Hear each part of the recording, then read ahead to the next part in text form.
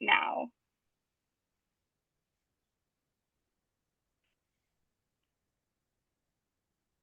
Hey, so hi everybody. Welcome to this volunteer education speaker event sponsored by STEAC, the Short-Term Emergency Aid Committee. My name is Janelle and I'm the program manager with STEAC. Thank you for taking the time out of your evening to join us. I know it's dinner time and a lot of you are hungry. Feel free to grab a snack if you'd like. Just make sure you're on mute. The mission of STEAC is to provide immediate short-term assistance with basic necessities to Yolo County families and individuals with income at or below the poverty guideline. A second part of our mission is to be committed to enlarging the social awareness of the community and to provide opportunities for local citizens to help each other in need. This second part of our mission is what brings us here tonight. These events are meant to help you kind of learn more about the resources available, some of the partners that STEAC specifically partners with and works alongside each and every day to help our community members in need. And if you ever have any questions, feel free to go ahead and visit our website. We actually recently revamped our STEAC website. So if you have any questions or are interested in ever volunteering or signing up for our newsletter, you can go ahead and do that directly at www.steac.org. So our purpose for these events is to provide a forum for local experts in the fields related to STEAC's mission, including poverty, homelessness, and food insecurity, to provide their knowledge and perspective to our STEAC community of staff, volunteers, and donors. Our intention is also to add to community conversation around poverty to increase public awareness and to inform of our action as individuals and our organization. We have two wonderful speakers tonight, two individuals from the Downtown Davis Streets team. And so with that, I think I'm going to hand it over to Katie, who will go ahead and continue their introduction. Thanks, Janelle. Hi, everyone. I'm Katie Zane. I'm the grants manager at STEAC. Tonight, we have a great presentation ahead of us. For the format, we'll have speaker introductions, followed by guest speaker presentations, which will be 40 to 50 minutes long. And then we'll close with a short Q&A session. So I'm excited to have Angelo Parra and Heather Mundy here with us tonight from the Downtown Streets team. Angelo Parra is a project manager for the Davis Downtown Streets team. He's been working in homelessness for the past 5 years and loves being able to help our less fortunate neighbors. Angelo grew up in Yolo County and spent a lot of time in Davis, so he's glad to be here, helping to change the perception of homelessness in our town. Heather, when he's not working, he loves to spend time with his dogs and play video games. Heather Mundy is the director of Downtown Streets team for Sacramento and Yolo counties. She's also a former elementary school teacher. Heather pivoted to social work because of her deep belief that change is possible. I love that. She oversees Downtown Streets team programming for Sacramento, Davis, and West Sacramento. Heather's also a mom to 2 teenage boys and 2 dogs. I would call that a full-time job. And she enjoys spending time with people she loves and seeing people become the truest versions of themselves. Now I'll hand it over to Angelo and Heather. Thank you so much, Katie. It is so awesome to be here, to be able to talk to you all today about our programming in Davis. As Katie said, my name is Heather Mundy. I've been with Downtown Streets team for 4 years. I started as the project manager in West Sac, and then moved over the river as a senior project manager in Sacramento. And then since January 2023, so almost a year now, unbelievably, I've been the director for our 3 communities in the region, Sacramento, West Sac, and now Davis. I can tell you that we absolutely love being a part of the Davis community. It's such a really wonderful city, and we have experienced a warm welcome from all of our partners, especially from STEAC. So we're really happy to be collaborating with you. I'm going to take kind of the first couple of slides here, and then I'm going to hand it over to my colleague Angelo, and he's going to kind of tell you some more specifics locally about Davis. So I'm going to move to that next one. So Downtown Streets Team is a nonprofit. Our mission, I loved hearing about the mission of STEAC. Our mission is to end homelessness through the dignity of work and the power of community, which I think is nicely aligned with what you all are doing. We were founded in 2005 in Palo Alto. Our founder, Eileen Richardson, is a force to be reckoned with. She's quite a woman. She retired last year. She was our founding CEO, but she started her career as a venture capitalist in Silicon Valley. And what she founded, I'm going to go into that in a little bit in the next slide, but what she founded in 2005 now has a presence in over 20 different communities throughout Northern and Central California. We're all the way down in Salinas, in Modesto, in lots of places in the Bay. We really just have quite a presence throughout our area. Over 22 million gallons of trash has been removed agency-wide from our neighborhoods. 1,400 people have been employed over 90 days, and over 1,500 obtaining permanent housing, which we're really proud of. So Eileen Richardson, who was our founder, she was on sabbatical, as is a common policy with folks who work in Silicon Valley. But Eileen is the kind of person who really can't sit still. So during her sabbatical time, she decided to volunteer at a food closet in Palo Alto. And she made a lot of friends that were in the unhoused community down there in Palo Alto. And she started really thinking, because she is, as I told you, a real entrepreneurial kind of spirit and a creative thinker. So she took a survey of the people who would come into the food closet, and she asked them, what is the worst part of experiencing homelessness? And she listed all of these things, and I'm sure that we can all imagine, or maybe some of us have experienced it ourselves, that all of these things would be really hard about the experience of homelessness. But Eileen was surprised to find, when she gave this survey, that the most common answer was the way people look down at me. People really felt invisible. They didn't feel like they were part of the community. They didn't feel like they were part of anything. And Eileen is a strong believer, as am I, in dignity for all people. So that really kind of touched her heart, and she kind of started thinking about what could she do to change this for the people that are in the experience of homelessness. So Eileen had quite a few friends in what we would call now like a PBID, like a property business association in Palo Alto. And she teamed up with them, and they started the very first Downtown Streets Team. So as I said, our mission is to end homelessness through the dignity of work and the power of community. And what we do is we engage our team members. So we call our program participants team members with a capital T and a capital M. That's really important to us. Instead of like calling them clients or guests, right? We want them to know that they are just as much a part of the team as we are.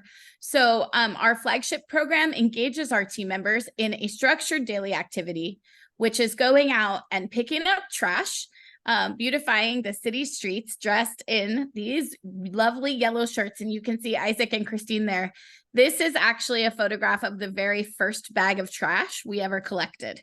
So this is quite a photo of pride for us at DST Davis. Our team members play an essential role in changing that perception of homelessness in their community. So the idea of DST is to really let folks in the community know that just because someone is sleeping outside, just because someone is having a really hard time, that doesn't mean that they don't care about the community also, right? So they get out there despite all of their struggles and try to do something. and to pick up that trash and get things kind of beautified and do outreach to other folks who are out in the same experience. And it really kind of gives them that meaningful daily activity where they, start to feel a real sense of purpose again. So for their volunteer work, our Downtown Streets team members receive intensive opt-in case management. So we do not force them to meet with a case manager. They do that when they are ready. We give intensive employment resources. And we kind of develop this sense of community through that peer-to-peer support, which we see is so, so important. We have what we call a weekly success meeting. It's kind of like our family dinner for our program. And in Davis, that happens every Thursday at 12:30 at Davis Community Church. And that is a place where we all kind of sit around and have a meal, and we have a meeting, and we really celebrate everything that has gone on that week, from people's birthdays to just people maybe showing up that day and getting there. If someone got a driver's license or someone made a dentist appointment they've been really needing to make, we kind of celebrate all of those important things. And we help our team members build relationships with staff and also with each other. And we hold each other accountable without that judgment, right? That oftentimes can really feel isolating to someone who's in the experience of homelessness. Our team members also get a non-cash basic needs stipend, which comes in the form of gift cards, or we can do, bill payment directly to the provider for things that are basic needs, such as a storage unit is really the most common. And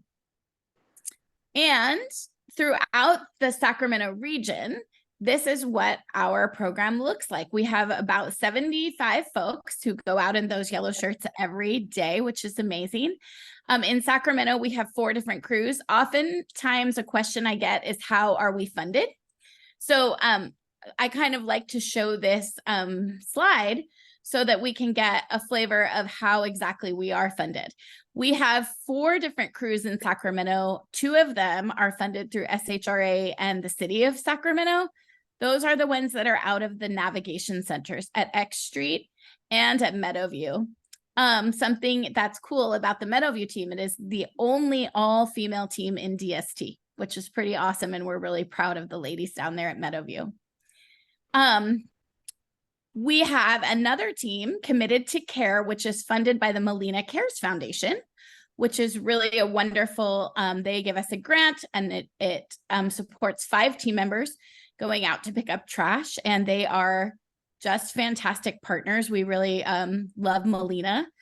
And then we have a very interesting contract with Blue Diamond Growers. I don't know if you are all familiar with Blue Diamond almonds, but they have a big plant up in the River District and a large campus in an area of town which is very heavily encamped.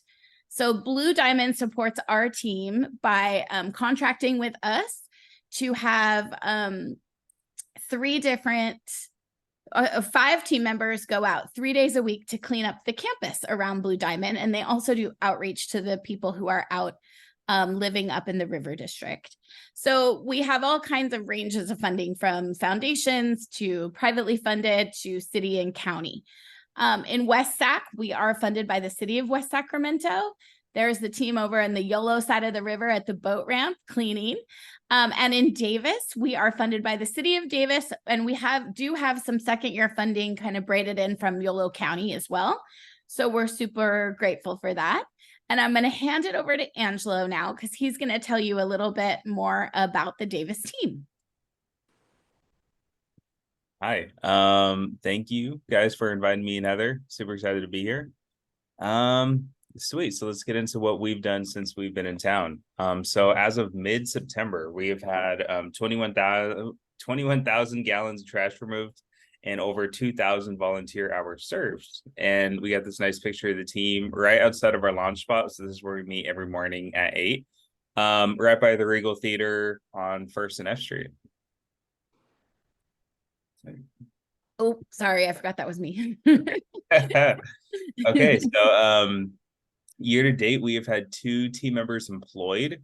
And I would like to give, a huge shout out to STEAC, because one of these team members, they pretty much helped us with like every step along the way. So we had a team member, not in this picture, but was in an earlier picture. She really wanted to get into childcare and working at some of the schools. And STEAC was able to help with, like, let me see, Suit Up for Success. That was 1. 2, the live scan. You guys were able to help coordinate her to a live scan. You guys were able to help with her background check payment, and then I think an application fee. So I mean, literally, like, you guys helped us along the whole way, and she's still employed. I think that's been 4 or 5 months since then. And then the other person was her husband. So awesome story. We've had 2 team members housed at Davis Community Meals and Housing, so Paul's Place, and the permanent housing at the top. And we have helped remove 63 barriers to self-sufficiency, things such as access to physical or mental health care, obtaining vital docs, attending a readiness workshop. Sweet. And I would like to invite all of you, everybody in the call, to come to one of our weekly success meetings. I know Heather talked about it a little bit ago. Our like family dinner, we go over some cool slides on like cool jobs in the community, cool local resources. Grace in Action is nice enough to donate meals to us every week. So there's also that. And yeah, you can find us at Davis Community Church Thursdays at 12:30 in the fellowship hall. And if anybody has any questions or concerns, or just honestly wants to reach out for general questions about the team, please feel free to shoot me a text or an email at the stuff below. I know we weren't quite to the 40-minute mark, but we're happy to do any questions. Yeah. If you guys have questions, we love to talk about DST. So I'm going to stop the share so I can see faces.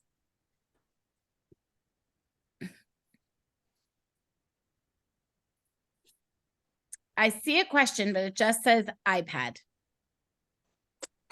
That's probably me, Georgine. Hi, Georgine. Hi, how are you? I'm good. I have a question. Are you still open for other volunteers to join the program in Davis? And how do they find out about the program and get involved? Sure, great question. So we are open. We are contracted for 15 spots on the team.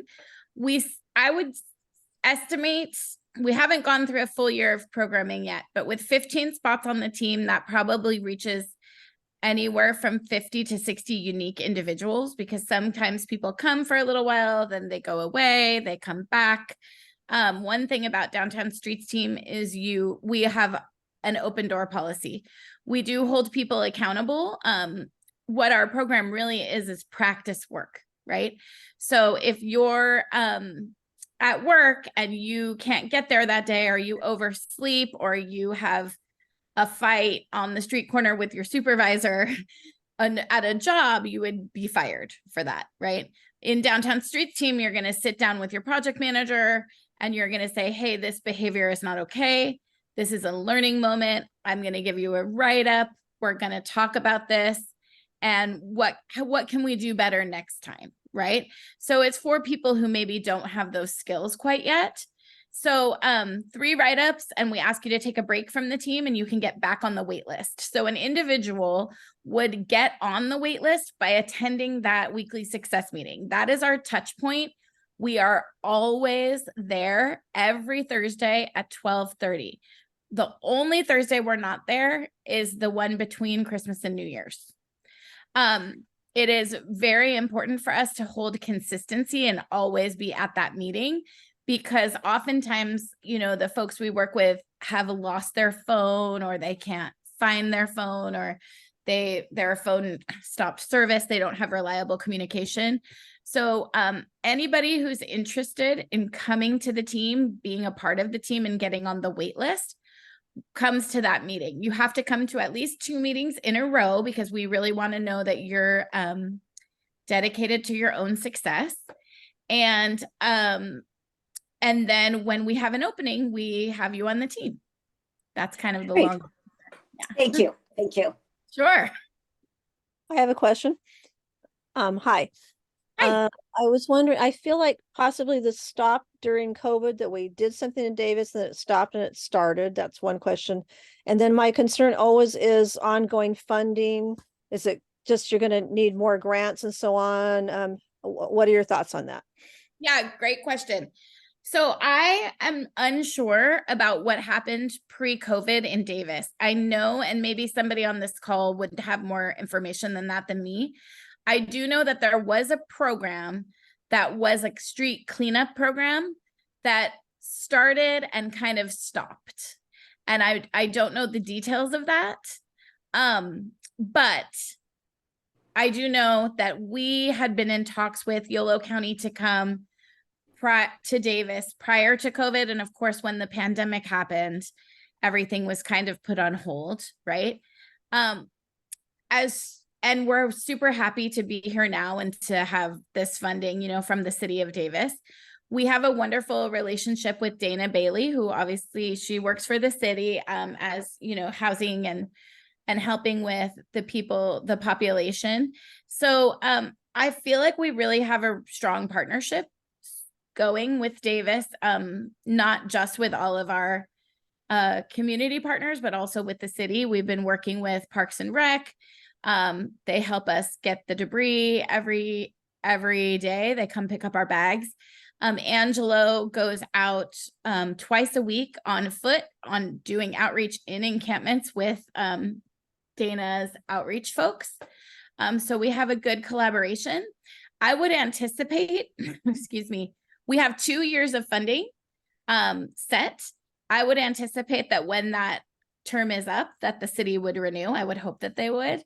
But yeah, it is, you know, nonprofit life. We're one contract to the next contract. So I would say that everything so far in Davis looks really great, though, as far as my own experience of contract renewal and so forth. But that's a great question. That's wonderful. And I hope that if it's whenever that time is up, that we learn all about it again, the community remembers that they need help. Yeah. So yeah, that's wonderful. Thank you. Absolutely. Thank you. We do have a question in the chat. I'll read it real quick. So how have they, I'm assuming they referring to team members, Yeah, been received by folks in the downtown area and by store owners?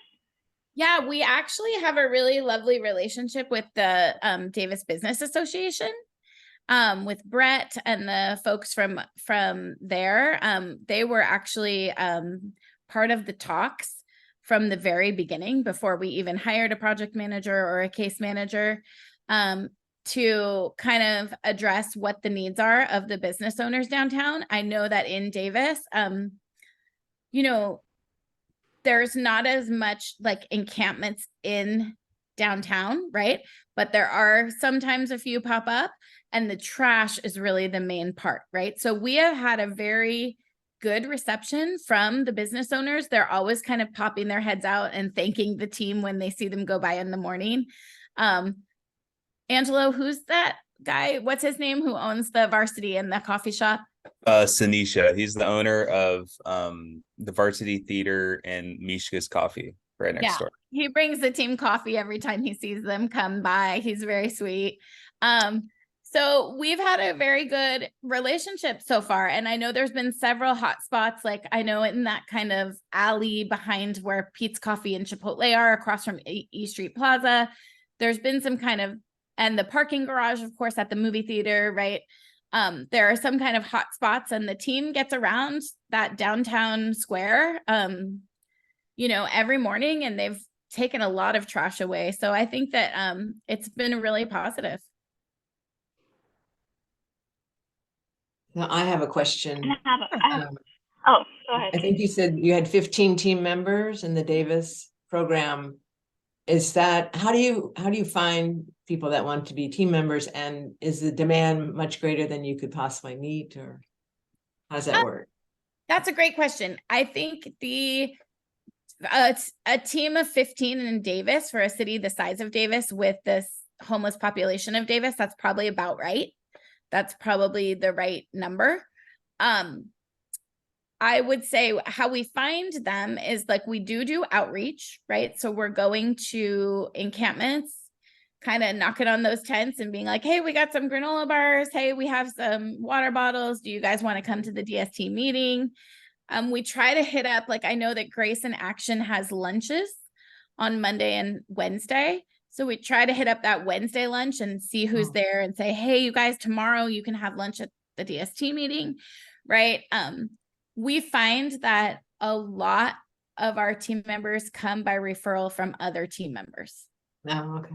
Mhm. Once the word kind of got out in Davis that we were there and you could participate in this way, they would be like, hey, I'm going to bring my friend to the meeting. Oh, I saw a couple guys outside and I told them to come to the meeting. You know, that, Angela, would you say that that's? Yeah, we've had a luck with folks from Davis Community Meals. They've been sending a lot of folks over. Like folks will go in and just say like, hey, I'm ready to work. I just, need some extra like cash right now and I want to get back into the workforce. And they've sent quite a few folks over to us, and it's been great. And the city outreach. So yeah, twice a week, Tuesday and Thursday with the city's new outreach folks has been really good as well, because they respond to like all the city complaints and all the like the police notifications about like where camps are at. So we're kind of like constantly hitting new spots. And I'm going out with them and pitching, all the resources out there. Okay. How about the respite center? Does that come in handy to come visit those folks? Yeah. Go ahead, Angela. Yeah. So the respite and Davis Community Meals, I would say it's about, even with how much time I spend at both. I feel like a lot of people utilize both pretty frequently. Like a lot of, I don't hear too many like favoritism or anything. Most people kind of just bounce in between. But yeah, when we first started, we did, information meetings, one at Paul's Place and one at the respite center. And we have great contacts with the staff there. They're always very kind and let us say, hey, we got to meet with a team member. Can we come sit at a picnic table at the respite center? They're always very open to that and kind of in that spirit of collaboration. So.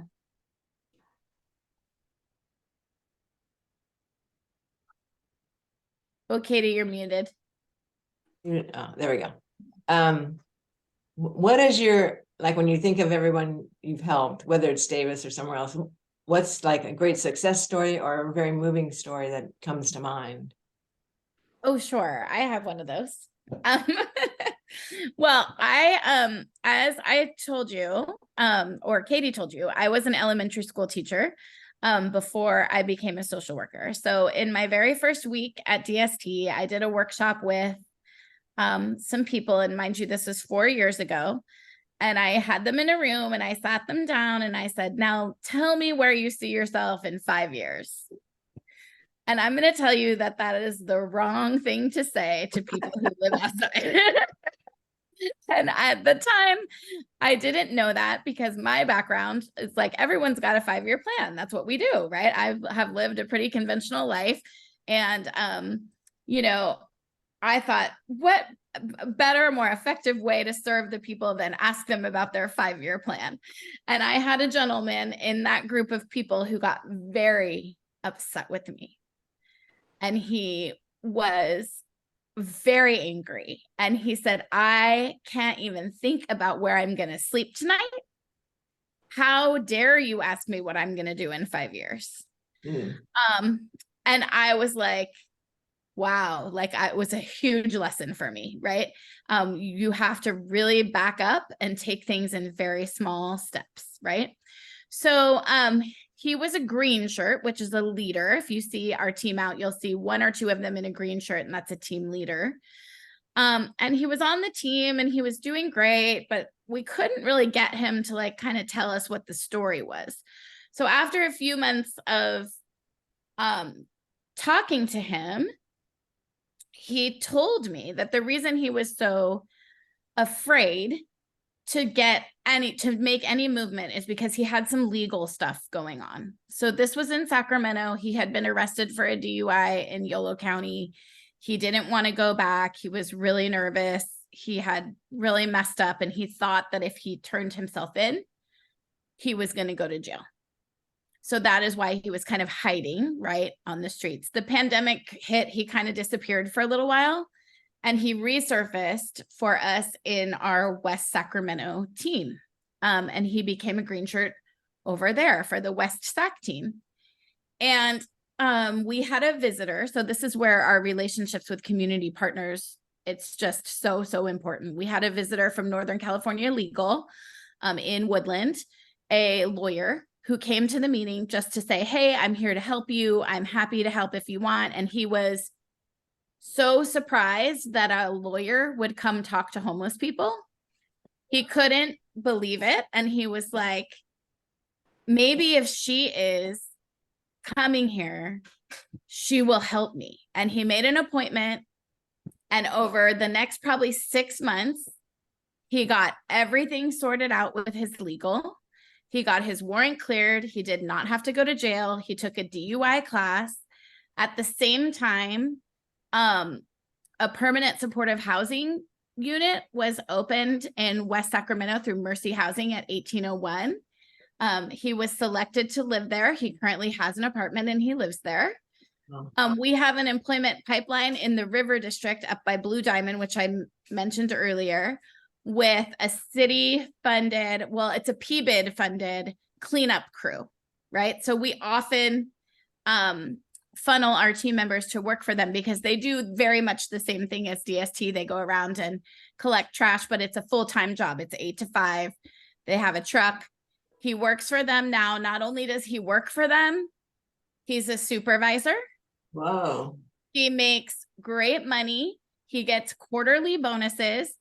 He is supervising, I think, 3 or 4 of our former Downtown Streets team alumni who have gone over into that program. He's housed. He is awesome. He went to a dinner and sent me a selfie of him with Daryl Stein. Oh my God. Like, this is cool, right? He's really out there. And you know what is so touching to me about it is that I only asked him about his 5-year plan 4 years ago, right? And he got so mad at me and he thought there was no way that he could think about that. But we laugh about it now all the time and we're in regular contact. His name is Jesse. He's wonderful. But he's like, I never thought I could have done this. Like, and it didn't even, he's like, I did it before I got to 5 years, you know? And he's just really thriving. And he's one of just our favorite stories. And of course, not everyone is like that, but it took Jesse so many tries and he was so afraid, you know? Yeah. And sometimes it just takes that little bit extra support of someone who is like Charmaine, who was his lawyer that he had through legal, that he was like, I can't believe a lawyer is talking to me, you know? Yeah. So sometimes it just takes that little bit of real belief in somebody and encouragement to just do the one next thing, the one next thing, the one next, you know? Yeah, that is a great story. Amazing. Yeah. That's really touching. He's awesome. Are there other questions? Yeah, thank you so much, Heather, for sharing that. And we do have a few more questions, or a couple more in the chat. One of them is, any flexible volunteer opportunities in the afternoons or weekends for people who work full-time jobs? And then a follow-up from a different individual is, how many hours a week do Downtown Streets team members work? Good question. So the team is out on shift every morning, Monday through Friday, 8 to noon. 8 to noon. As far as volunteer opportunities for people who are in the community and want to help but work during the day, it's a little bit of a tough one because we don't do things with the team members on the weekend. What we have been, we're hoping to start up some workshops, and I spoke a little bit with Katie about this as we were starting the call, like things like helping with mock interviews or doing resume writing, right? Like that is something we would love to set up with a few community volunteers, like maybe in the 4 o'clock hour, right? So it might be something people could get to if they leave a little bit early. But yeah, it's a little tough because of the schedule. We don't have things with the team on the weekend. Sometimes we do like kind of different tabling events and stuff, but that's mostly staff. You can always, we always would love like hygiene kits put together, bag lunches put together. You can always, if you want to do something, do a project, donate clothing, whatever. We'll take whatever you got, and if we can't use it, we'll find somebody who can. So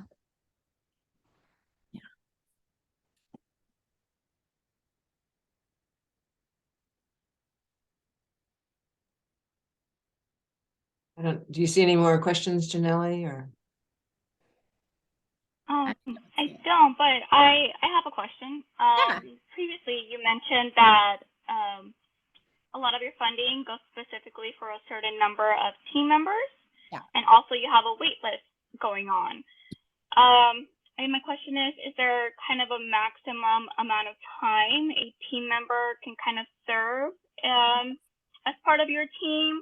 Or is it just kind of until they feel like they're ready to go on their own per se, that you'll go ahead and take someone in from the wait list? Very good question. So when we read the rules at our team meetings, we often refer to DST as a 1-year volunteer program. That it is a little bit gray. We do, like someone like Jesse, for example, he was on the team for a year, then he kind of disappeared, right? He came back. We have a lot of people we see in that kind of cycle. But 1 year is the term that we kind of try to go for. So when somebody is approaching month number 9, even if they have not engaged in case management at all, they sit down with their case manager and project manager and they say, okay, you know, it's June 1st. When it comes to the end of August, this opportunity is going to be coming to a close. So what can we do in these 3 months to really get you ready for that? And oftentimes we see that, you know, that little bit of discomfort, because one thing that happens with DST is our folks get very attached to it and they love it and they don't want to stop doing it. And of course we love them and we don't want them, they're never not part of the DST family, but the whole point of DST is that you go on to the next thing, right? So we try to really make those celebrations, you know, exciting. If someone is on the team for a year, we do ask them to take a break for 90 days so that then someone else can get a turn, right? But the time on the team really varies. We have some people who do it for a couple of weeks and then they're working with their case manager and they're often employed and set. We have some people who need a little more time. But that's a very good question.